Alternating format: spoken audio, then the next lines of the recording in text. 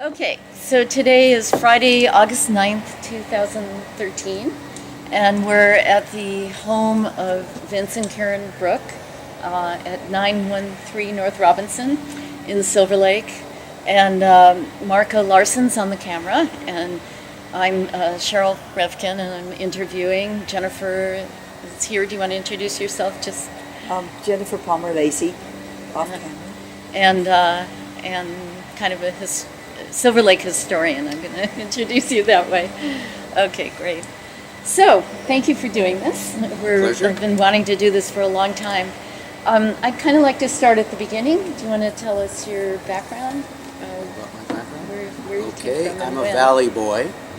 Born when? Born and raised in the San Fernando Valley, Van Nuys, in 1946.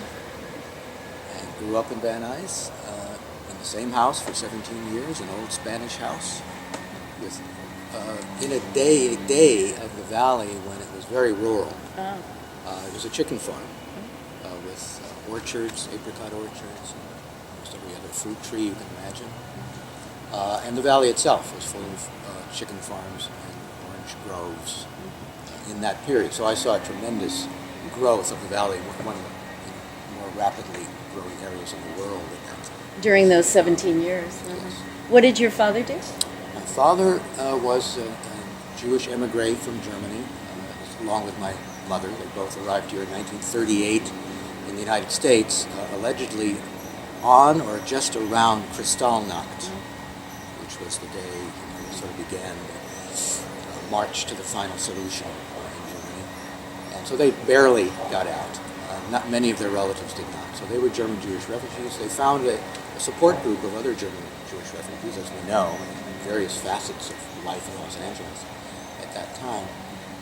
But I was born here, and so was my brother, my younger brother.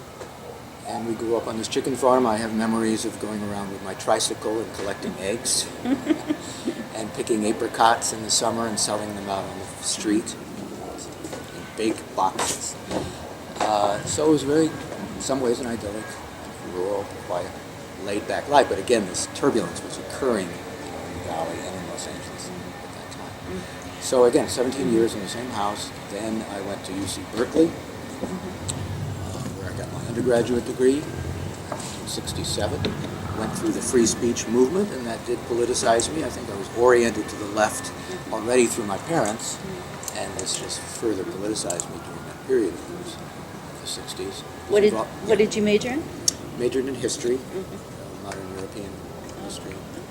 Did your parents encourage you to major in history, given where they came from? No, I think they were more of the doctor and lawyer ilk. Make money. Yeah. That sort of orientation with many parents, but I think also European Jews. So was it a Jewish neighborhood in the valley No, then? at that time it wasn't. I went to Hebrew school, but it was fairly far afield. We didn't have a synagogue nearby. It was in North Hollywood. I think there were more Jews in that area than North Hollywood. So But what? not ours. In school, in fact, I could relate one of my incidents of anti-Semitism that was bored into my soul, and that is on the junior high playground. I was with my best friends, and my best friend looked down at the tarmac and said, "Whoever picks up that penny is a Jew." Oh. And I didn't pick it up. And I regret not having it picked up and having it slugged at that moment. Yeah. But I swallowed it. So I could hide my Jewishness because I didn't look, as you look at my picture, I was not stereotypically Jewish looking. I didn't have a Jewish name. They had changed their name from what had originally probably been Baruch. You can't get much more Jewish than that. Baruch was changed to Bruch, B-R-U-C-H in Germany. Many Germans changed their names from earlier Jewish names. And when they came here, allegedly nobody could pronounce Bruch. They would have said Brutch. So they changed it to Brook. So it's a non-Jewish name. I mean, Mel Brooks and others do have that name, but it's not. And why did they choose the valley? And a farm? I mean, they weren't farmers in Germany. Actually, when they came to New York, they split up briefly. My father, well, briefly, I mean, they separated. Let's be frank, they separated. I only found this out later, of course. He stayed in New York. She came to Hollywood where she had connections, and she became, this is another story, I mean, we're getting a lot into my parents here, but they're interesting stories in regards to them. She became a masseuse to the stars. She had a connection here who was already massaging stars, and so she got into that game. My father had been a lawyer in Germany. He wasn't able to practice because of the anti-Jewish laws. He was also a very committed Zionist, socialist Zionist, who actually wanted to go to Israel. My mother did not. So he ended up coming here. Anyway, after a while, this other story I won't go into. It's just too complex, but it's a rich, a juicy story. It's a somewhat scandalous one. I won't go into that. Maybe if we have time, maybe we will. Okay. Anyway, so eventually my mother said, why don't you come back out? We'll give it another try. And they started a new life again here in Germany. He started as a gardener and became a gardener to the stars. I can list the names here. Judy Garland and Vincent were together. Robert Ryan, Peter Lorre, Fritz Lang. Anybody want to hear? Cornell Wilde. Was your mother giving those same people massages? No, I think she was giving different ones. Do you know any of those sometimes had names? affairs with some of them. Wow. Well, let's hear some names. Well, the only one I know of is Alexander Granach, who's not as big a name, but he was a big character actor, a major theater actor in Europe. He was in some of the early major Weimar-era silent films. Came here. His most famous film, I think, is Ninochka. With Greta Garbo, you know, the three Russians. He's one of the three Russians. The short one with the mustache. That's it. She had an affair with him that I know of. So they kind of talk politics to you a bit? Not that Socialism? heavily. I wasn't a red diaper You baby. weren't? I was just going to No. ask that. They were socialist, left-leaning, especially my father. My mother wasn't really that. More, I'd say more democratic liberals. 'Cause Left he was to involved in Democrat. fair housing. Well, that was later, yes. He became involved in fair housing. But he was a socialist early on, Chavez. and that was part of his, the lure of Israel. He wanted to live on a kibbutz. And, that's what here, you know, he mellowed that. So, but it was left liberal. And why didn't he practice law when he came to California? Well, he would have had to go through a whole new educational process, get the bar here. By that time, he was actually into horticulture. That's what he wanted to do in Israel. Right? Be on the kibbutz and farm and so on. So here he had a farm. He had a chicken farm. I mean, that wasn't our main source of living, but it was for him. It was just an added treat. And so he had studied horticulture. He got an in here with good clients as a gardener. Then he became a landscape architect. Then he got into real estate. Did quite well in that, and they moved to the Pacific Palisades in the 60s. Just as I was going off to college, they moved to the Pacific Palisades, built a home there, overlooking the home of Leon Feuchtwanger, major German writer, exile, communist. He got into trouble in the McCarthy era. And his wife, Martha Feuchtwanger, had one of the major salons. There were quite a few European, often Jewish salons where all the major artists and intellectuals from Europe who would come here fleeing the Nazis. They were used in the Palisades? in the Palisades on the west side. Most of them did settle on the west side. Thomas Mann, Bertolt Brecht, not all Jewish, but many Jews as well. Nobody in Silver Lake. No, I had no knowledge of Silver Lake. Maybe that's it. I didn't hear about Silver Lake at that time. I was just going to ask. In the valley, and there they had a support group of kind of professional German Jewish refugees. But then when we moved to Palisades, we weren't. The salons were over by that time. You know, we're now in the 60s. The salons were part of the 30s and 40s, and were a major cultural aspect of exile life for the Europeans. They were used to that in Germany, you know, having these salons. Did you speak Yiddish at home, or No. German? Or? Chutzpah, I knew. Meshuggah, I knew. And famously or infamously, I had my first bagel, I think, in college. Oh, wow. So, you know, they were German Jews. They were very assimilated German Jews. Yeah. They tended to look down on Eastern European Jews who weren't as refined in culture, you know, allegedly, and some of them weren't. So I picked up on that sense. I rejected it. As I matured, I rejected it. I picked up on that sense of this clash between Western European Jews and Eastern European Jews. This inter-ethnic friction, intra-ethnic friction. So then you went to Berkeley, which was kind of an accomplishment. Right at the hotbed, you know, Yeah. the free speech movement. Did and you the know civil rights movement. the Goldbergs there? I didn't know them well, but I knew who they were. We had some contact. Mario Savio. Savio. You know, very exciting period. And you were involved in the free speech I was movement? involved with that and got involved with the civil rights movement. Never got arrested. Damn it. Somehow And you I- majored in? I majored in modern European Yeah, history. right. I'm sorry, you Wasn't said really that. into it, but you had to major in something. Right. I was- And I what was were into your history. intentions then coming out of college? Didn't know what I was going to do, and got into drugs in a mild way, you know, as most people did during that time. And had a hippie period, I think in the late 60s and early 70s, traveled through Europe, became an artist then, started doing some painting, Really?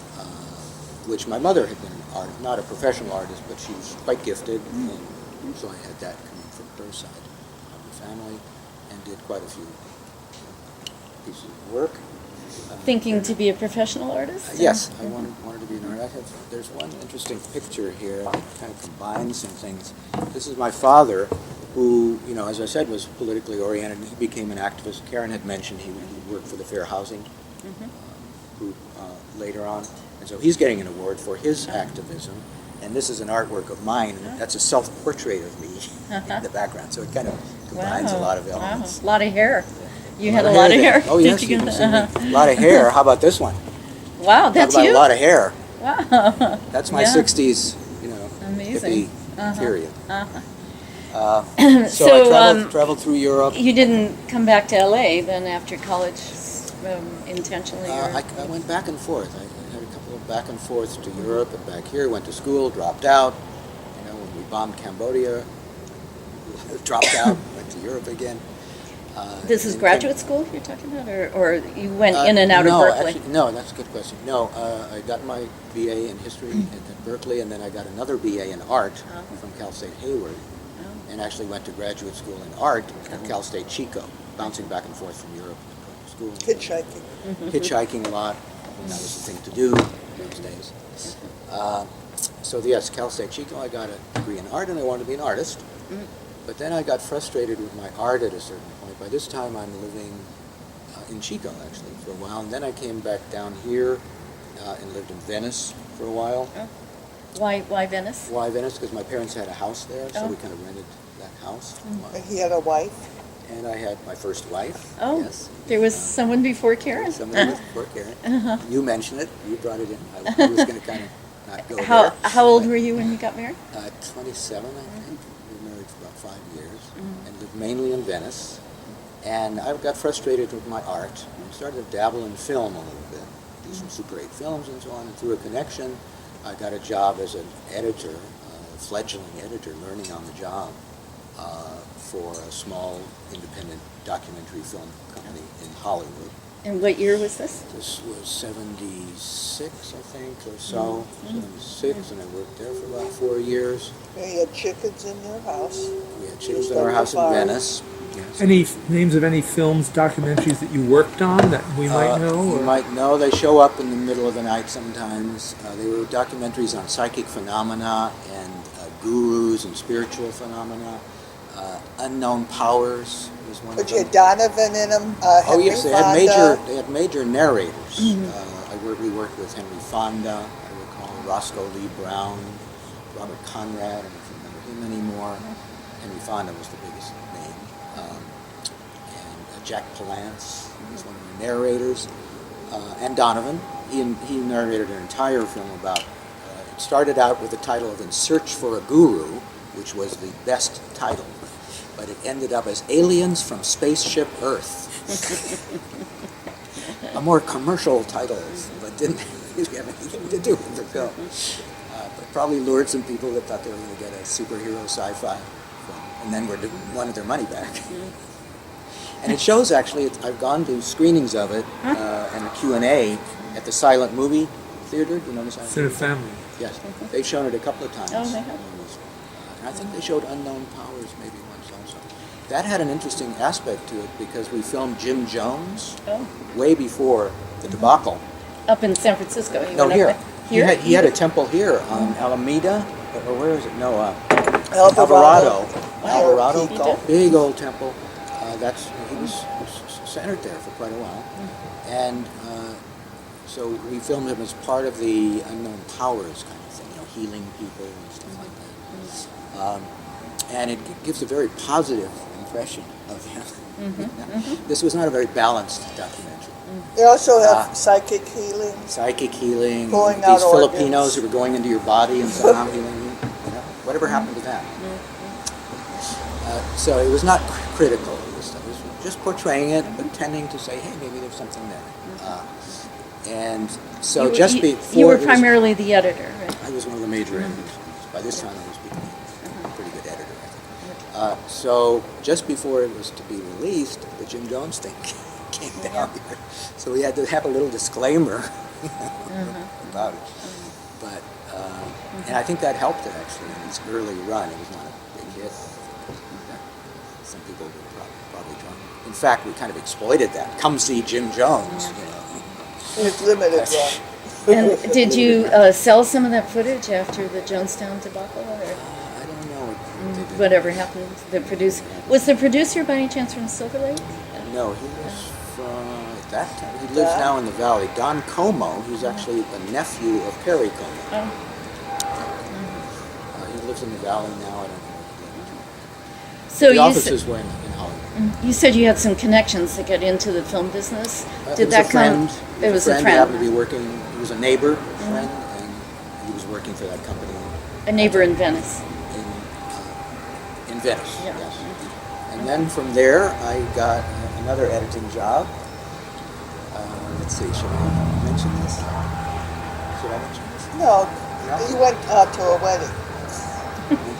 Oh, okay. Not We're yet, getting into you know? the personal. Yes. Did you know Karen at the time? Karen knew me, but I didn't know her. Okay, all right. She was looking at me from afar. Had her eyes on me from afar. She can tell you her version of that. Okay.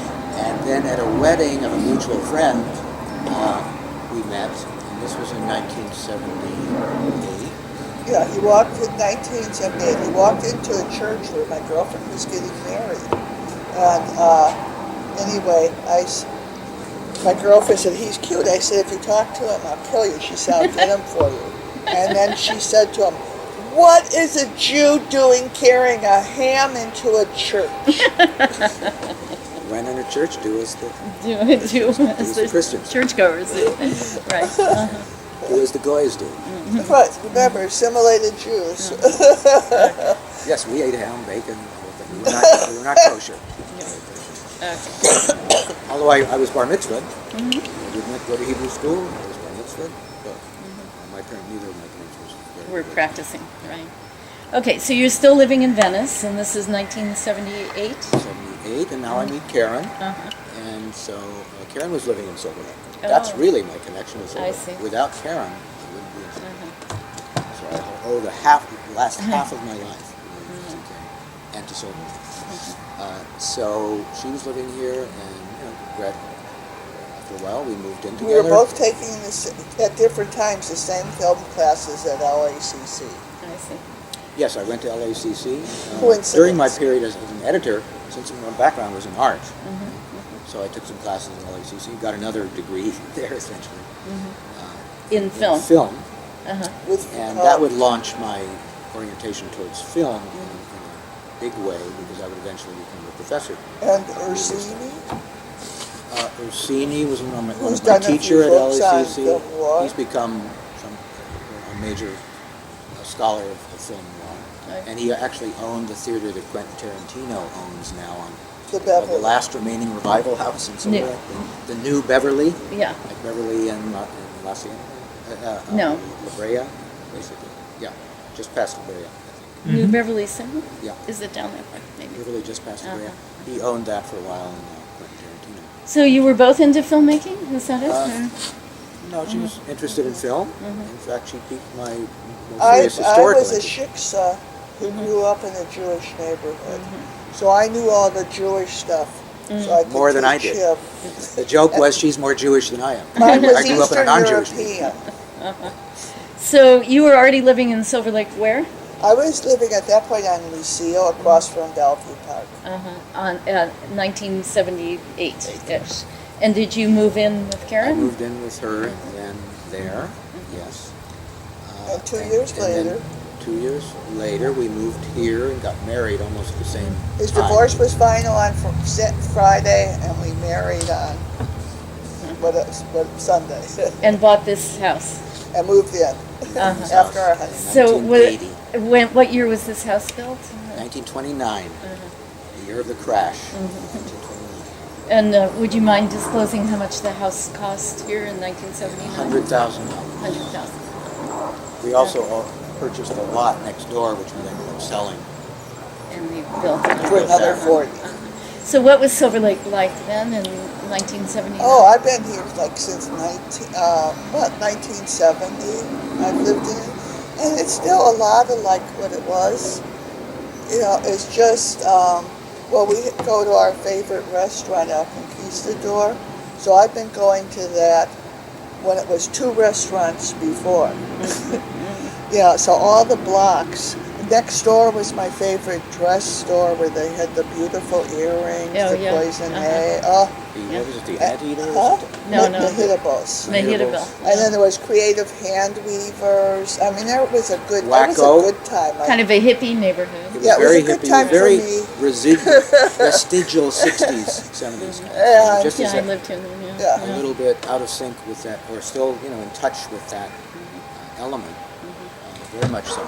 So I know you just, for the new Los Feliz Ledger, wrote an article about a survey you did of your street and it was sort of a demographic survey, who lives here, what their ethnicity is and all. And maybe you want to talk about that for a minute and also compare it to when you lived here in 1979. Yeah, that's jumping forward.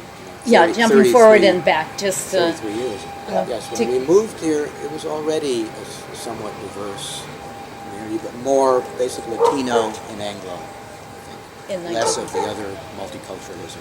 And gay and lesbian as well. in 1979. Yes. I mean, we learned then one of the great nicknames for Silver Lake, which I mentioned in my book, the Swish Alps. Yeah, right. We learned that early on. Right. And this was the period of the Sunset Junction Street Fair beginning, as a way to, I know you know about it, Jennifer. There was initially a way to bring gays and Latino gangs and so together so that there's less tension, and it worked. I think. I mean, were you involved at all with Sunset Junction, No, we or knew did Michael you go? McKinley. We went avidly early on. Then, as it began to become less of a community event, and we'd been there, He was done that. involved with the. Back to the diversity, right across the street from us was a Latino family. There was a nice story with that when they had a big party one time, and the girls were the girl that we knew. We'd seen her grow up. She was in this fancy No, a dress. blossoming teenager. Fancy dress. She was a teenager. We thought it was a little bit young to be married, but we went over there with a wedding gift, and they said, "This is a quinceañera." Yeah, right. So we were educated in Latino culture. So that And is- now who lives there? Now there's a Filipino family, there's a gay guy, and a Guatemalan family, and an empty apartment. So that kind of highlights the more multicultural, broader diversity that has developed, as it has occurred in Los Angeles and the country as a whole, really since 1965. I mentioned that in my book. I make a big deal about it. It's underrated. People are really not historically aware how important 1965 was with the new Immigration Act that opened the doors to people, especially from Asia, who had been excluded or had very minute quotas up till that time. The explosion in immigration that occurred in the last 20, 30 years is due to that new Immigration Act that reformed the draconian Anti-Immigration Act. But we've always been a multicultural city from our founding. Yes, as my book goes into great detail. The earliest founders of Los Angeles were African-Mexican, Spanish. We actually learned some new terms. We went to the DWP building recently. They have an historical mural, quite interesting one. And a delicious And they have the cafeteria. terms that were given to the earliest Los Angeles settlers. Now, I knew about mestizo and mulatto and Spanish and Indio, but then there were 2 other ones, Salta Mexico? Astra. I think it was Salta Astra which is Spanish with black features or something like that. It's not really African, but some kind of African. Never heard of that before. Salta After. And Chino was, what was that name again? Chino was, Asian. I don't know. Or They- Inuit, maybe? Or it might didn't have you, I know in the book you said that there were, you know, the very early history of people coming south came across from what is like Siberia now through Alaska and then down here. Oh, So- oh yes, the very earliest. Right, very early. Right. Prehistoric, yeah, Paleo-American. Right. So Chino might have referred. No, well, Chino I think means Chinese actually, but that's not what it referred to. I think it was Indians mixed with one of these Salta After. Right. So it was quite a multicultural mix right from the beginning, of course, and it's gone up and down. But this great influx has been very much due to that. That opened the door, and then of course political turmoil drove people away, as it was continually the lure of America and being driven away from various other parts of the world. Those go together. Yeah. This might be just a moment to refer to the term palimpsest. Palimpsest? Palimpsest, No, that's in your either book? one is actually works. Which Actually, is- one of my talks, somebody says, isn't it palimpsest? And it's either one. It's one of those where the dictionary says, the other alternative pronunciation is acceptable. And I just got used to saying palimpsest. It's easier for me to say. We'll come back to it a little bit, but maybe you can just define that term as you used it in your book. Yes, and it's The not, book, it's Smoke not and Mirrors. absolutely original to me to use that term in relation to Los Angeles. Others have done it, including Rainer Banham, 3 or 4 years ago. But it has particular relevance, I think, to Los Angeles. It means, technically, literally, it means a manuscript which in the old days, for recycling purposes, rather than getting a new manuscript, you erased what was on the one manuscript and wrote over it. There are other reasons for doing that, but that was one of the main reasons.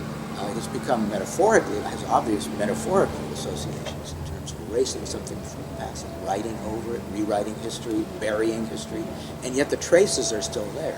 And with modern technology, now one is able actually to decipher these various layers beneath, in a literal sense. So, of course, historically, we can go back and try to archaeologically uncover the earlier layers of history and how the traces... It applies to LA, is what you're saying, and it maybe even applies to to LA. Silver Lake to some extent. Kind of like a layered cake. Yeah. Even to Silver Lake. I mean, in literal ways, Rainer Banham, who wrote a major book about the four ecologies of Los Angeles, talked about the transportation palimpsest. The freeways today are where the railroads used to be, and some of the tracks are still there. The traces are still there. Tractors to railroads to And before freeways. that, they were during the Mexican era and the Spanish era. They were also the main El Camino Real roads connecting the missions and so on. And before that, they were also Indian pathways. So those are the traces. We don't have the Indian pathways so much as a trace, but we have the El Camino Real, we have railroad tracks, and now we have the freeway. So that's how Banham used it. I use it in various ways, in terms of peoples, cultures, architecture, and so on. Okay. And then, I go through the history of Los Angeles in terms of its various layers. Layers, How right. they overlap, have been buried, the history's been buried, distorted, come back, returned from the repressed, bled through, if you will. There's that great notion of William Deverell's whitewashed adobe. It's a similar concept. Like the adobe has been whitewashed, but the adobe is still there. Yeah. All right. So, seemed like you had definitely had an interest in history. Then you move here, and there's a lot of sort of history to this neighborhood and to Los Angeles. But you were working on documentaries and film. Yeah. And then you got involved with the community. I think in the 1980s. In the early 90s, actually, I think that was when I started joining, becoming active in the Silver Lake Improvement Association.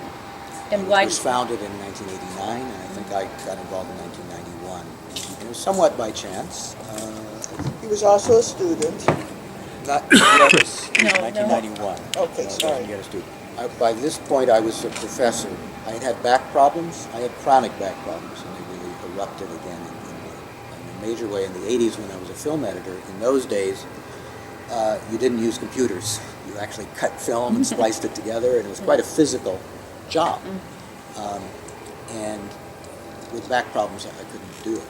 So when you can't do, you teach. But I always wanted to teach, so I segued from making films. Although I was still writing screenplays on the side, I still wanted to get back into filmmaking in some way. As a screenwriter. As a screenwriter, yeah. I wrote a number of screenplays. Nothing ever came of it, but I think it helped me develop my writing skills. And the discipline. And Discipline. how are you But supporting then, yourself? I began, just to connect those dots, so I started teaching at Pierce College and at Columbia College, which was then in Hollywood, now it's in the Valley.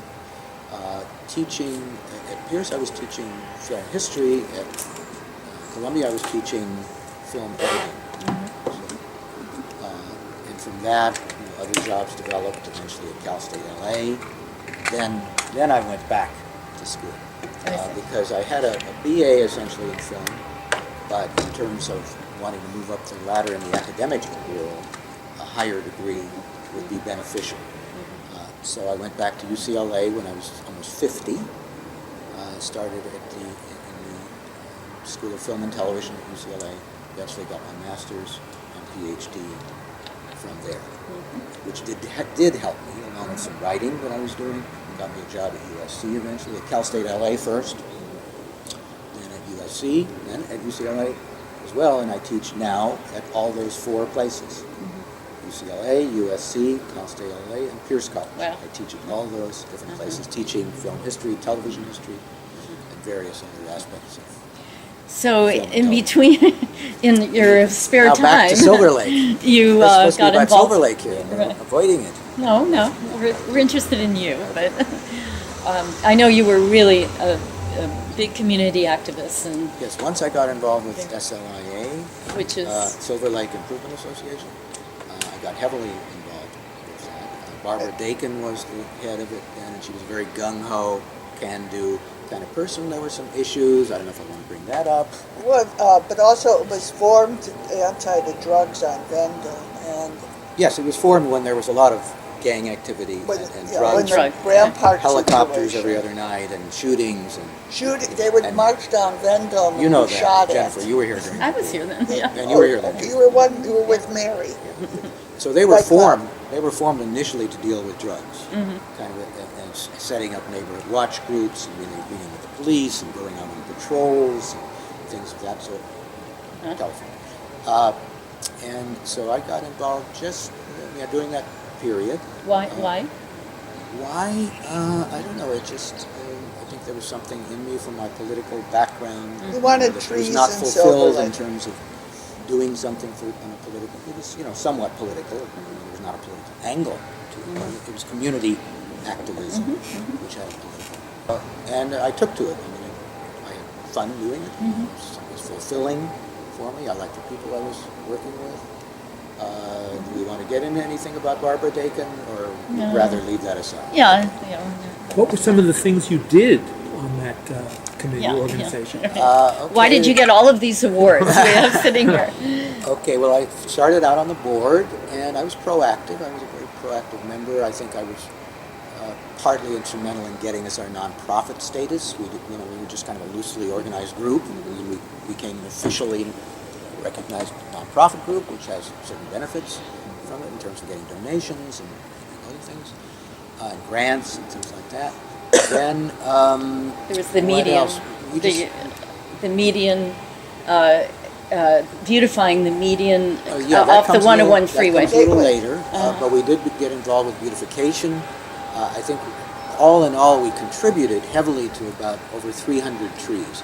The trees along Silver Lake Boulevard, into the cross Sunset in that area, in the shopping area there around Effie. We were involved with that along Sunset Boulevard. I'm really proud of what I did on my own street. If you go down Robinson Street, there was an entire block that had no trees on it. It was Where like a did- desert. Yeah. It now is like a park. Wow. Those Wow. trees just grew there, tupu. They have yellow flowers and they're blooming. It's just big. Every time I go down there, I'm just so proud, but just enjoy it. But And a lot it raised the property values incredibly for that block. And a lot of people were involved in it. Oh yes, it wasn't just me Yeah. in this group. I didn't do a lot of the hands-on planting. I did some of it. We worked together with the what do they call it? The Conservation Corps, the local Conservation Corps. Yeah. Is it the LA Conservation Corps? No, I remember, yeah. They worked together with us. Pete Lassen, I don't know if you know him. He was a great guy. I don't know if he's still around. Does anybody know if is he still around? Is he still I saw him active? the other day. Yeah, he's a great guy. And he was working with Deborah the Conservation Gross. Corps, and he helped us a lot. Deborah Gross over at And Baptist Silver Bakery. Lake, yeah, that's where I was Deborah. involved. So let's see. So if we get up to 1995, that's when I start Music Box Steps Day. Uh-huh. So why don't you talk about that? And, you know, a lot of these awards were for all of the work I think you did. Just general work. Yeah, Also, ones from 1994 and yes, Jackie leading up to Goldberg it. from that period, then Right. Mary Garcetti. Right. But Music Box Steps Day was my baby. Yeah. I think I was vice president, maybe president at that time of SLIA, and this brought together my community activism and my film interest and my personal love of Laurel and Hardy. I had grown up, as I think many kids did, watching Laurel and Hardy when I came home from school, loved them, and here I was living a block away from the site of one of their most famous films, if not their most famous film, The Music Box. So I thought there should be some commemoration of that, and I wasn't the only one. The Silent Society and the Hollywood Heritage Group had already, they were way ahead of me on that. They had already been thinking of this and done a lot of the legwork already in terms of getting a plaque placed in the steps themselves. So in 1994, we had an event there in which the plaque was in place, and we had a commemoration for that, and a little celebration. And I think we actually showed the film in a little in the park across the way from the steps. And did at you have 900 Vendome Street? Laurel and Hardy stand-ins back then at the very beginning? I don't know if we did for that event, but then I had the idea, why don't we have an event every year to make the community, and especially the kids and the families on Vendome, because there were a lot of families there. Very Latino. Very Latino at that time. And, that had been the center of SLIA's cleanup activities, because that was the hotbed of the gang activities, Vendome. So it was kind of a convergence of things coming together, where SLIA had been founded, and here's Laurel and Hardy steps, and you can bring the two together, culture and community activism, and civic improvement, and bring this all together. So I devised the idea of Music Box Steps Day, which is now held annually. We're having our 19th annual in October. And we had Laurel and Hardy lookalikes. We set up a tent in the park, which in the meantime we've changed its name officially to Laurel and Hardy Park. I was glad to see on the census tract it had Laurel and Hardy Park listed. Go Vince. So we had it. So that was part of it. And then And we you show serve- the film in the tents. It's always free. I insist that it always be free. We have a raffle to get some money to pay for the event. Free pizza. Free pizza. And you get support from the CD13 council member usually for Oh yes, tables. very heavily. and- Jackie Goldberg had a personal involvement herself because she had lived next to the steps. right. She would come to our event and always tell the famous story of how when she was a teacher, and over the summer she would show films in the park. This is way before Music Box Steps Day. Show it to kids from that immediate area, and they'd set up a sheet and show films. And one day they're showing a film, and these guys are lugging a piano up some steps, and the kids are going back, looking back at the steps and looking at the film, back at the steps. Hey, that's It's the same people, thing. Laurel and Hardy, who were Jackie real Goldberg and in the loves movie. to tell that story, and that's why she would love to come to Music Box Steps Day, which she did regularly. In fact, fairly recently she came again Yeah. to it. So And yes, Eric's- the City Eric's Council has up. been very supportive. The Chamber of Commerce has been supportive. Initially, when Deborah Gross and Reno Goodale had the Backdoor Bakery, they would always provide pastry. And Reno Goodale himself would do magic tricks, which he still does faithfully every year. And some of the local pizza people donated. They donated, and Karen and I love to go out to eat. Anytime there's a new restaurant, we make a beeline for it. And so we know just about every restaurant, and we frequented most of them, some of them more regularly than others. So I had good relationships with the owners. So I would always get free free dinner tickets, from. Actually, the History Collective, which we are doing this interview, we do have a piece on the music box steps that we did, so Okay, that's good. great. But I think you moderate it every year too, I right? do generally. This year again, I can't make it. A couple of times I haven't been able to make it, Oh. so I won't be there this year. Oh. But more recently, Mark Hummer, Oh, a local teacher, now he's teaching somewhere else. He's been heavily involved in the last few years, and he'll be moderating. so you kind of stayed involved with Silver Lake Improvement Association, and basically that's a support group for residents pretty much south of Sunset, right? It started out south of Sunset, and most of our core members were south of Sunset, but it was open to people from all over the world. You didn't even have to be from Silver Lake to be members, and we have some members who are not from Silver. I don't know, Like all over who? the world. Oh, I don't know. But we have it Shoppers. from various parts of LA, and so, who would just support us because they liked what we were doing. Which was to create, I think our mission statement was, and still is, to create and maintain a safe, clean, and vibrant community environment. And how many years were you involved with that? Well, I'm still involved. I'm And still you're a board member. You're still a board member, But so. I phased back from my more intense involvement, except for Music Box Steps Day, which is still sponsored by SLIA. And I've become very involved in the Sunset Triangle Plaza, Oh. which SLIA also oversees. We are kind of the official sponsors. The pedestrian, overseers. it's one of the first pedestrian plazas, Yes, it was the right? first pilot project of that sort of thing, which they now want to expand.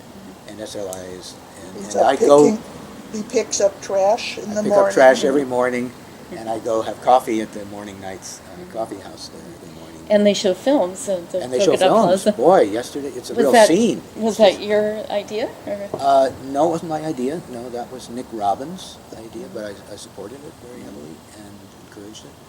And it's become a real scene. I mean, it's like the Hollywood Bowl. People go out there to have picnics and just have a nice time there. The movie is kind of almost secondary, just to get out there and have some fun. So that's really been nice. There's something else. There's a Silver Lake Social now, organized by Gary Ventura, which has music the first Friday of every month At the plaza? at the plaza in the afternoon. And we hope to have more events on a more regular basis there. But you had asked something. About the median. The median, right. Okay, when I became president, and I was president for about 6 or 7 years in the late 90s into the early 2000s, I wanted to have something to focus on. I had to have Music Box Steps Day. Now, I and Harry Otto, who lives on the other side of Sunset, and maybe we should get into a little bit more about both sides of Sunset things. Yeah, why don't we go back to that? So let's Okay. go back to that, because I think I played a major part in that. When I became a part of SLIA, there was a major division. It was the other side of the tracks. The wealthy side, and you even see that now with the 99-cent store and Yummy on the Yeah. other side of Sunset. Right. Karen calls that the 9.99 store. 99 cents and 99. Anyway, there was very much of a sense, that's the, let's face it, Latino, poor area, and the other side is around the lake and fancier and wealthier side. And that was expressed in terms of the community groups because there was the Silver Lake, what they call the Residents Association, doing good things around the lake. And we were at SLIA now focused mainly on the problems south of Sunset. The truck. But again, we were open to all of the Silver Lake. And I say, why is there a division? You're not even talking to these people. So I made contact with Marianne Cook, who was a part of that group at that time, and said, let's do some stuff together. It's like Eric Garcetti just did with all the cities in LA County. Let's work together rather than separately. And so we started to work together and see that we're not all that different. And we have poor people over there, we have some rich people over there, and why should there be this division anyway? So I think I was instrumental in kind of bridging some of that gap, which is much less today. Yeah. I think, of course, gentrification and all that is altered matters. So But, the median was. So the median. So then one of my projects was the median, which at that time, we're talking about the strip underneath the the 101 freeway, Silver Lake's underpass to the 101 freeway. There's that median strip there that now has jacaranda trees and other. Yeah, we're plants. talking about the exit off the 101 freeway for Silver Lake Boulevard. The median there was kind of very unattractive. It was It was- paved over with weeds and trash. And I and Harry Otto both kind of simultaneously thought he was on the other side. And I was just, hey, let's do something about that. So in 1997, we formed the Gateway to Silver Lake Project. That's what we named it, which was to beautify that, have plantings there, get rid of the asphalt, plant something nice there, and do some murals in keeping with the community in Los Angeles and so on the walls underneath the freeway. And there are now 8 murals.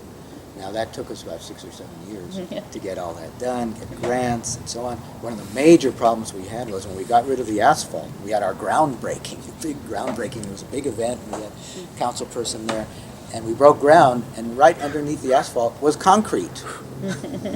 Not dirt, concrete. Yeah. You We want to had put asphalted plants. over the concrete. So we had to then dig holes in that concrete, which is not easy, and plant the trees there. Then put soil over the concrete, and then plant things that didn't have deep roots. And that's still the case. So there's still a lot of concrete underneath. But we got part of that done, and then I think we should talk just briefly on the suit that occurred in the early 2000s when much of the planning had been done. Suddenly we were... Yes? No, actually, the blacktop that you had dug up was piled up on the median. On one side, yes. Of the median, and the DOT was supposed to come and pick it up. And in the meantime, someone was coming down Silver Lake Boulevard, going to make a left turn, and a drunk driver was coming the other direction, and they collided, and the drunk driver was killed. I don't think they even collided. I think he kind of swerved to avoid. Maybe there was kind of a side swipe. He swerved, rammed right into the freeway there, and was instantly killed. Right, he was a and the drunk family claimed that the blacktop that was piled up was sort of obstructing the view, so they sued They a sued wrongful everybody in death. town. They sued LA City, because LA Chamber City of Commerce. property. They sued, and kind of randomly sued various board members, not all the board members of SLIA, just some of the board members, And including the me. chamber. And the chamber. Oh, I forgot They about sued that. me, yeah, right. And were you named specifically? Yes. Yes. Did you get a lawyer? Were you involved? Yeah, I Oh, I was didn't remember that. Okay. So we got those who owned houses. $20 million. Fortunately, if you own your house, that's good to know. Our insurance backed us up on that. It was nothing to do with our house, but they defended us for free.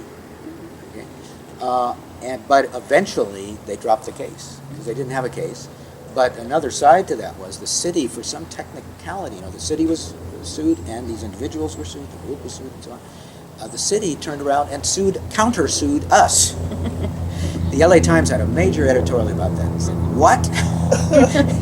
That doesn't make sense. If It you shouldn't volunteer, happen again. good work. Yes, we're all volunteer doing something that the city should be doing. That's city property. They should have beautified that, not us. Right. Here we're going out of our way to do this, and we're sued, and then the city sues us. I mean, Yeah. a lot of dirty words came out of people's Yeah. mouths. Well- The LA Times really made it to me. Wait, let's wait.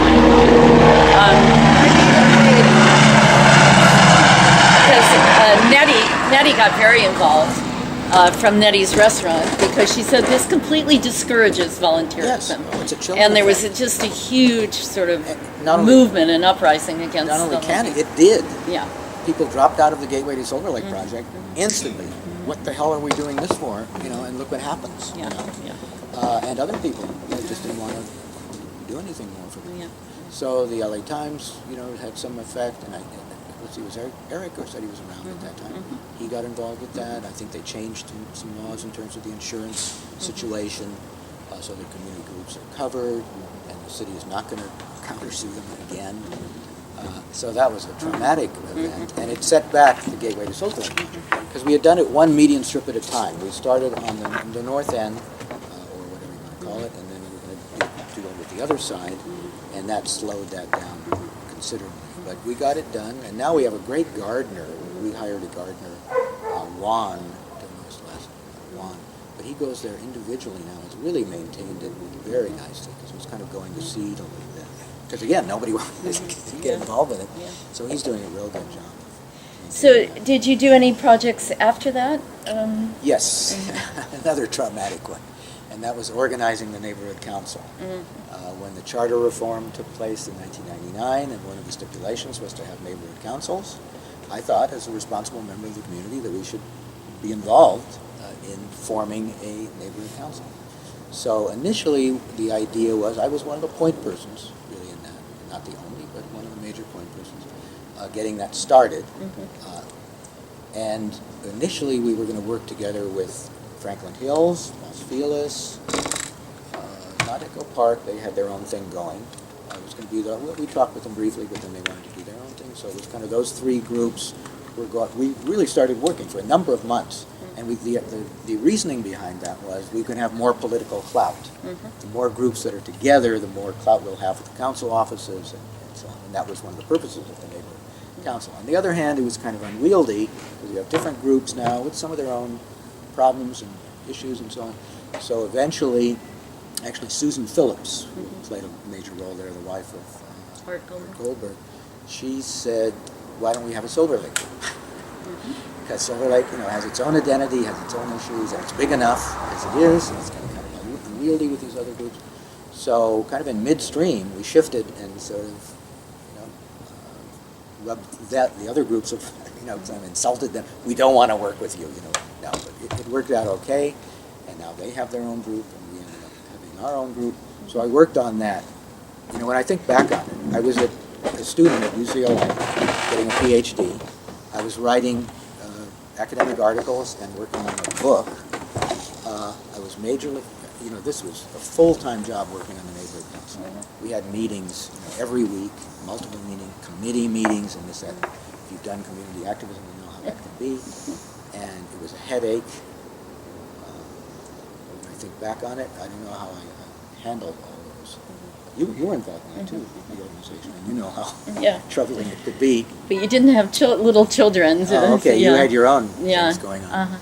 But it was very demanding. Anyway, so we finally got our approval by Dunn, the organization who was overseeing the neighborhood council process, and it's up and running, doing some good things. Great. And then you've authored several books. Yes, I started writing in an academic fashion in graduate school.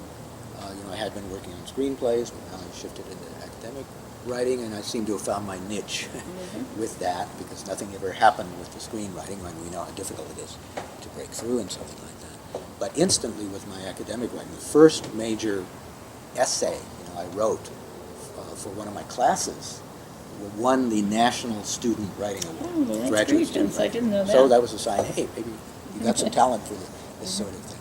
So I continued to work in that fashion, got a number of articles published in various journals, major media journals. And your general subject, why don't you name the titles of the books? Well, the articles and books. By the way, we should take some pictures. I have an altar of all my published material that Karen has created for me. I didn't want it. And there's an altar over there. You should maybe take some pictures of that, because that's my books. So actually my first book came out of my dissertation, which was on Jewish television, Jewish in quotes. I'd written an essay, and that grew into a book about what I call the rise in the Jewish sitcom in the 90s, with Seinfeld, The Nanny, Friends, and a whole slew of other sitcoms that feature explicitly identified Jewish main characters. There's not much else that has to do with Jewishness, except maybe once a year in Friends they celebrate Hanukkah. On the TV show. Yeah, and otherwise, forget about it. Maybe you see a menorah somewhere in the background. But, that was the point of my quotes. How Jewish are they? On the other hand, they were being identified as Jews, whereas previous that was kind of taboo. The people involved with it, and certainly the moguls, the studios and the producers and so on, didn't want to, who were disproportionately Jewish, didn't want to foreground Jewish now on screen as well.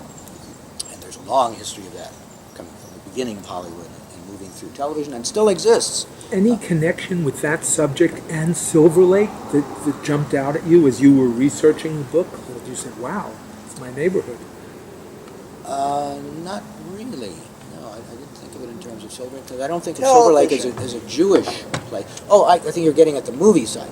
That would come out more in my more recent book. Yeah, I was going to say that's in this. Yes, Well, I was curious about TV. It just never Silver Lake was never drawn into television, No. Jewish television. Actually, it may have. I mean, some of the shows may have been filmed. I don't know, over at the ABC, Disney Studios. I don't know, maybe something was filmed there. I know Seinfeld was out in Studio City.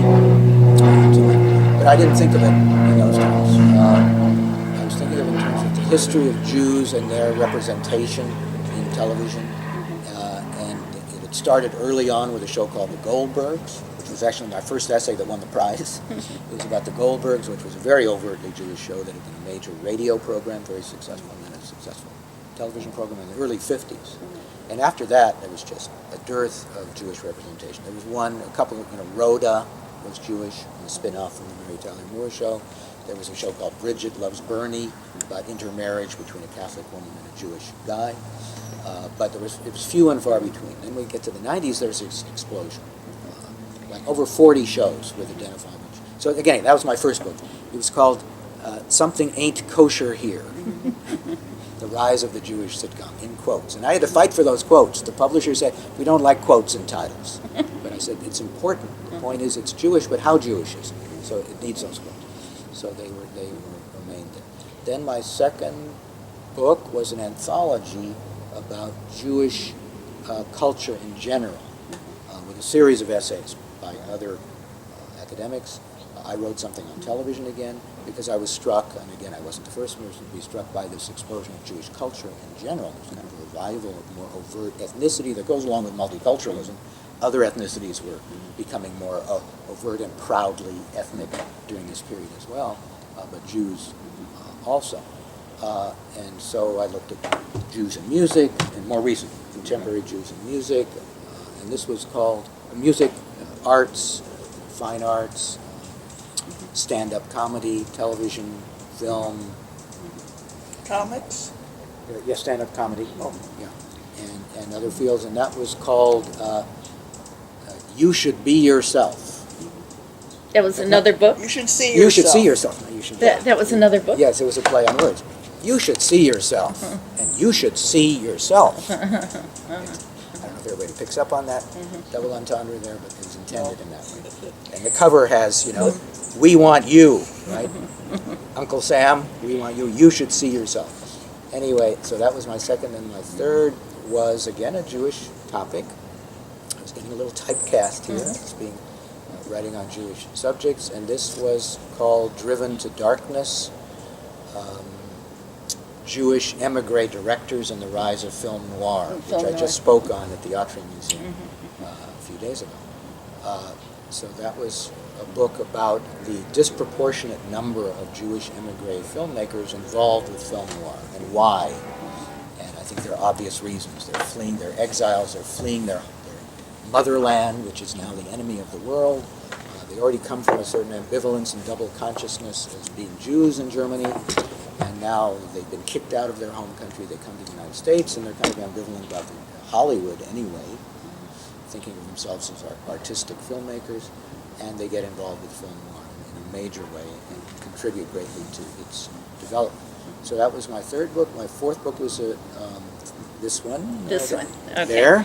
And then that brings in Silver Lake. And Okay. that brings us back to Silver Lake to a greater degree because I have a major chapter. Why don't you give us the title? Land of Smoke and Mirrors, A Culture. A Cultural History of Los Angeles, which looks at the entire history of Los Angeles from a media perspective, in that I use media texts, as we call it, in the biz, which can be television shows, anything that's media related, that illustrate certain points about Los Angeles or have been significant in the development of Los Angeles. So that was my fourth book. I have a fifth book coming out in December on Woody Allen. Co-edited. Co-edited with Mara Grinberg, and that's called Woody on Rye. Jewishness in the films and plays of Woody Allen. So I'm back to Jewishness there with that. That's coming out. Let me see. First of all, I just want to say that Mark Simon came in to this discussion after I introduced everybody, so he's part of the History Collective and has asked several questions during this interview. And now, Jennifer, did you want to ask any questions of Vince about the book? Or? This is the first time I think that I've seen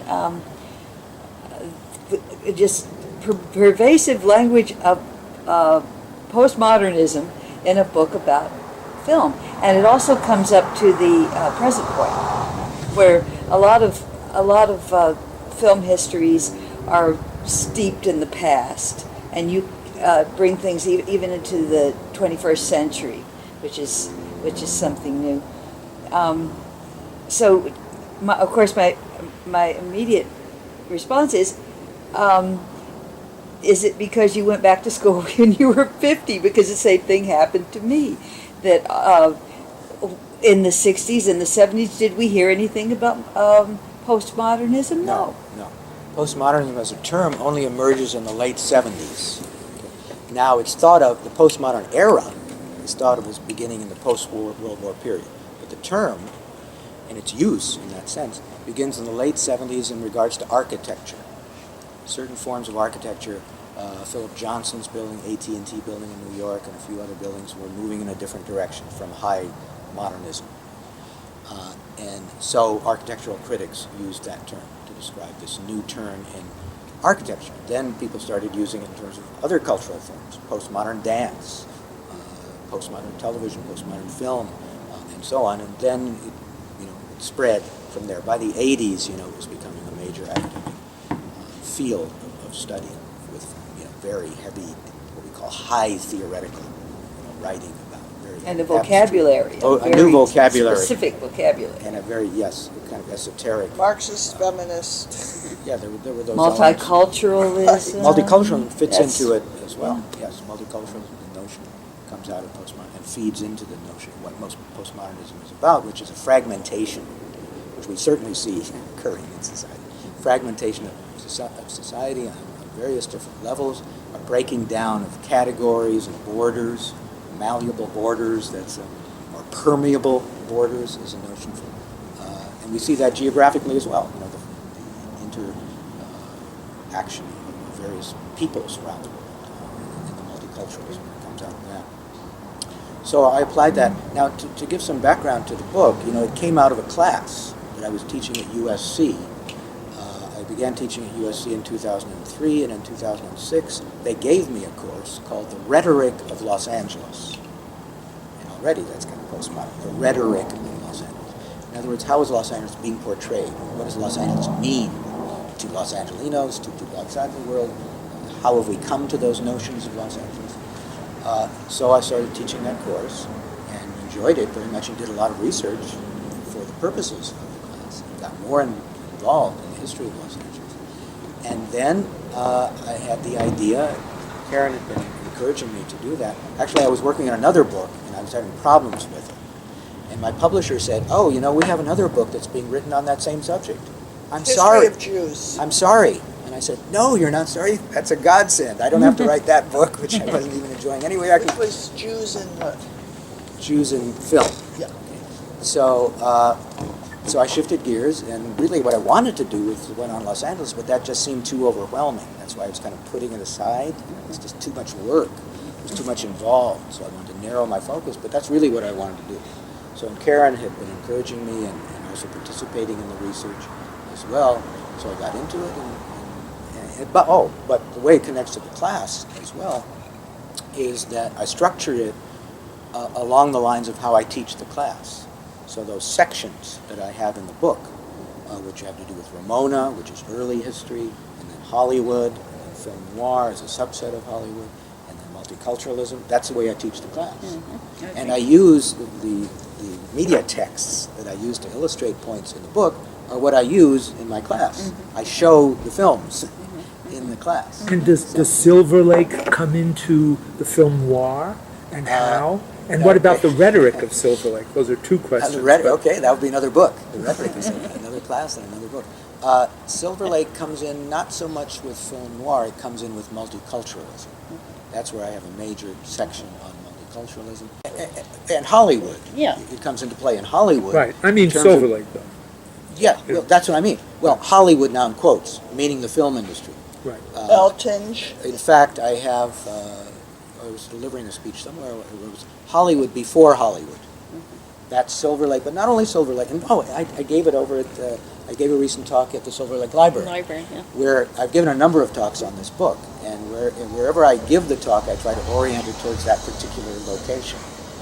So I was giving it here at the Silver Lake Library, so it was, you were there. Yeah. Right? So it was about Silver Lake, and it was about not only Silver Lake, but Echo Park, Franklin Hills, and that's where they come into combination The again. Moreno. Because that used to be called Edendale. Before there was Silver Lake, there was Edendale, which included Silver Lake, Echo Park, Franklin Groves, and part of Los Feliz. And that's where the studios began.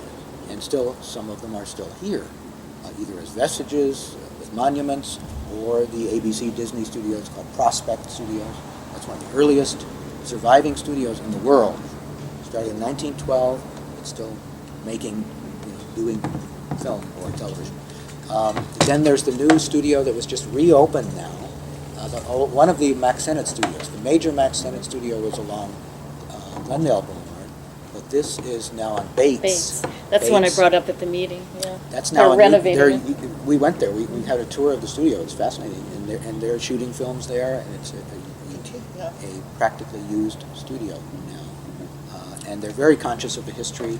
They're maintaining the history, and they have tributes to Max Sennett and other things going on there. So there's that, and of course, Intolerance. D.W. Griffith's epic film Intolerance was shot where the Vista Theaters, where Hollywood and Sunset and Hillhurst come together there. That's when that monumental film was filmed, as well as Music Box and a whole slew of Keystone Cops comedies and so on were shot in this area. So I discussed that in my book. And then I deal with the Swiss Alps and the multiculturalist aspect and the political aspect of Silver Lake. That's another thing, that it was a hotbed of radical political activism in the 20s and into the 30s. A lot of communists, socialists, and so on lived in this area. So we have other nicknames such as Red Hill, Mount Moscow, it was called, also maybe derogatorily, I don't know. But so we have that history legacy here as well. Did you have any more questions, Jennifer? The only thing that I noticed was that I didn't see any references to City of Nets in here. I think I've got a footnote. Oh, okay. For it, yes. I'm pretty sure I got a footnote because I talk about the emigres and the emigre that my parents were a part of, and we talked about the salons and their involvement in film noir, because these emigre filmmakers were involved with that whole group. So yeah. What is it? City of Nets is a book about the emigre phenomenon in Not Los only Angeles. the movies, but I think he talks a little bit more about the writers and the composers than he does Yes, about the more, makers. and psychiatrists. He himself, I think, is a psychiatrist, or involved in that. So he talks about that. There was also therapy and psychoanalysis came with the Europeans coming here and bringing Freudian psychoanalysis with them. So that and that entered the films as well. Hitchcock made a couple of films that deal with the psychiatry in various ways. Yeah. And even many of the film noirs have that element. Psychiatrists play major roles in many of them. So I do bring it in some way. But there were other books written about that phenomenon. There were 4 or 5 major books about the exile community. We talked about the early diversity, Right. which was more kind of Latino Anglo, and now it's more multicultural. And we have now a neighbor just moved in a few months ago from Paris, France. Oh. And they live here half the year. They're filmmakers, involved in film in one way or another. They live here half the year and half the year in France. They're just about to come back here again. On the other side, we have people from Great Britain and a guy from Argentina. His parents were German, but he was born in Argentina. Across the way, I already talked about the Filipinos and the Guatemalans and so on. And I was just struck by the immense diversity on this block and other places, other houses along the block. And I thought, it's just astounding. It's like the United Nations here on this block. And it seemed to reflect the multiculturalism in Los Angeles in general. I was talking to some of my buddies at my coffee shop in the morning, and the guy said, why don't you write an article about that? That sounds like a really interesting. So I wrote an article about it and submitted it to the Las Vegas Ledger, and they printed it. And So you like living here? You want to stay here probably into old age? I love Silver Lake. Yes. I'm never moving away from it. Right, It's just, right. it's paradise. And you like to eat I here? mean, look at this. Look at this. Yeah. It's just so beautiful. Yeah. The diversity, Yeah. I love. The political aspect, I love. The restaurants, I love. In fact, we hardly ever go out of Silver Lake to eat anymore. Yeah. We used to branch out a little bit more. As we get older, we don't Silver branch Lake, out. Echo Park, Echo and Park Los too. Feliz Yes. are like Let's not be too Atwater. proprietary about it. Yeah. It's the general Yeah. It's still Edendale. Yeah. Kind of. Yeah. I mean, I think it's one of the greatest places to Yeah. live. Yeah. In the And world. unfortunately, I agree. it's becoming less of a well-kept secret. You know, one of the downsides, is that I don't know if you've learned that El Conquistador Yeah. will be with us no more. Well, there's And an I'm online scared. petition. Did you? Is there? Yeah, to keep it. Hundreds of people have signed it. Oh, send it to me. I Send should it to me. forward it to you. Yeah, to keep El Conquistador here. Our Right. marriage has weekly been renewed there. Yeah. By their margaritas. We have the owner of El Conquistador as part of our archives for the History Collective, great, Jesse. and we hope to go back there. And, Where was Jesse born?